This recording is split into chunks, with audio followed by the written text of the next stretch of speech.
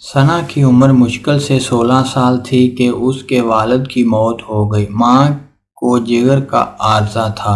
چھوٹا بھائی 7ویں جماعت میں پڑھتا تھا۔ باپ کی وفات کے بعد گھر کا خرچہ مشکل ہو رہا تھا، تو ثنا نے سوچا کہ کہیں نوکری کی جائے، سو نوکری کی تلاش میں نکل پڑی۔ میٹرک پاس تھی، نوکری کون دیتا؟ وہ بیچاری بے شمار دفاتر کی خاک چھانتی رہی۔ بالآخر وہ ایک دفتر میں پہنچی۔ وہاں استقبالیہ پر بیٹھی ماڈرن خاتون نے ثنا کو کہا کہ ہمیں ایک لیڈی سیکرٹری کی ضرورت ہے، باس میٹنگ میں ہے، فارغ ہوں تو مل لو۔ ثنا کو تھوڑا سا حوصلہ ہوا اور بیٹھ کر انتظار کرنے لگی۔ ثنا کے پاس انتظار کی گھڑیاں ختم ہوئیں۔ باس کی میٹنگ اختتام پذیر ہوئی۔ باس نے اندر بلایا۔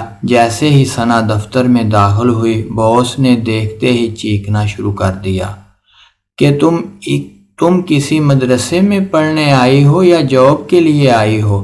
ثنا ایک مشرقی لڑکی جو نقاب برقع میں تھی۔ ثنا ایک دم چکر سی گئی۔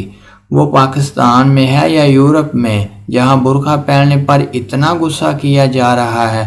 انہی سوچوں میں گم تھی کہ باس نے کہا جاؤ یہ برقع اور نقاب اتار کے آؤ۔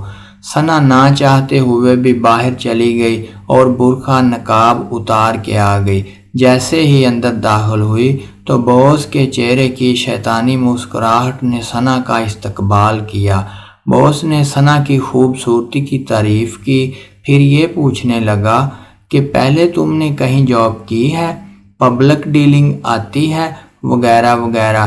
تعلیم کے بارے میں کوئی سوال نہ پوچھا گیا۔ ثنا تذبذب کا شکار تھی کہ یہ کیسا انٹرویو ہو رہا ہے، لیکن اس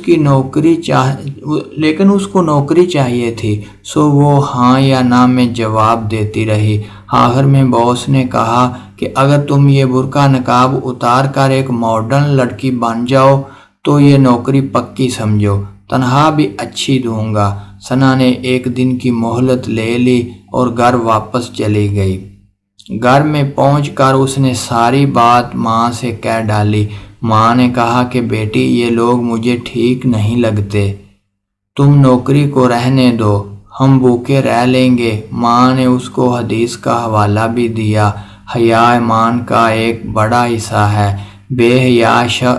بے حیا جس چیز میں ہوگی اسے عیبدار بنا دے گی، اور سب اہم بات حیا جنت میں لے جائے گا۔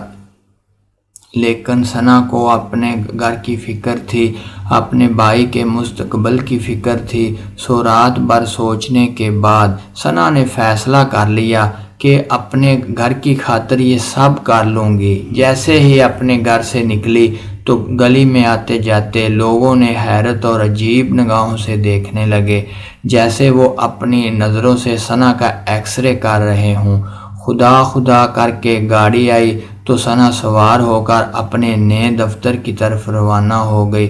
دفتر پہنچی تو سارے لوگ حیران ہوئے کہ یہ وہی ثنا ہے جو کل ڈری سہمی ہوئی تھی۔ ایک مشرقی لڑکی تھی، ہر آدمی تعریف کیے جا رہا تھا۔ صاحب کی آمدنی ہوئی تو انہوں نے بھی رسمی کلمات ادا کیے اور پرائیویٹ سیکٹری کے کام سمجھانے لگے۔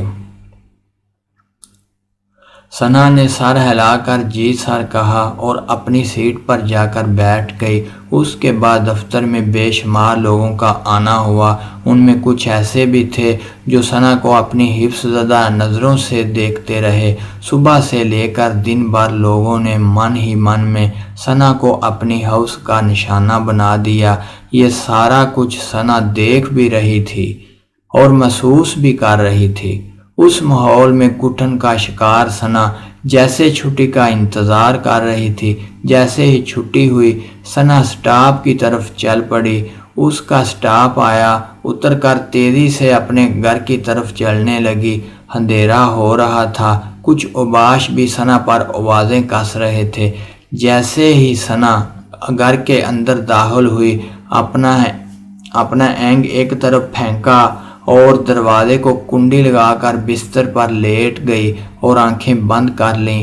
ایسا محسوس کر رہی تھی جیسے اس کا بدن تیروں سے چھلنی ہو چکا ہے، اس کے جسم سے خون بہہ رہا ہے، اور وہ سوچ رہی تھی کہ بنت ہوا کے ساتھ ایسا کیوں ہوتا ہے، اس کا کردار، اس کی قابلیت کیوں نہیں دیکھی جاتی، اس کا جسم اور اس کا لباس ان چیزوں پر کیوں حاوی ہو جاتا ہے۔ ماں نے دروازہ کھٹکھٹایا، ثنا نے دروازہ کھولا اور ماں کے گلے لگے کے بعد رونے لگی۔ ماں سمجھ گئی کہ کچھ تو غلط ہوا ہے۔ ماں نے حوصلہ دیا اور کہنے لگی کہ میں نے تمہیں پہلے ہی منع کیا تھا۔ ثنا جب چپ ہوئی اور فیصلہ کیا کہ آج کے بعد نوکری کے لیے باہر نہیں جائے گی، اس کے بعد ثنا نے گھر میں محلے کے بچوں کو ٹیوشن پڑھانا شروع کر دیا اور گھر کا خرچہ چلانے لگی۔ یہ تو ایک ثنا کی کہانی تھی۔ اس ملک میں ہزاروں ثنا روز بروز ہوس کا شکار ہوتی ہیں۔ ہم لوگ کیوں ان کی مجبوری سے فائدہ اٹھاتے ہیں؟ میری آدم کے بیٹوں سے اتنی سی گزارش ہے کہ ہوا کی بیٹی پر یہ ظلم نہ کریں۔ آپ کے گھر میں بھی ہوا کی بیٹیاں ہیں۔ اگر آپ کو ویڈیو اچھی لگے تو چینل کو سبسکرائب کیجئے اور بیل آئیکن کو کلک کیجئے تاکہ ہماری ہر آنے والی نئی ویڈیو آپ تک پہنچ سکے۔ Thanks for watching.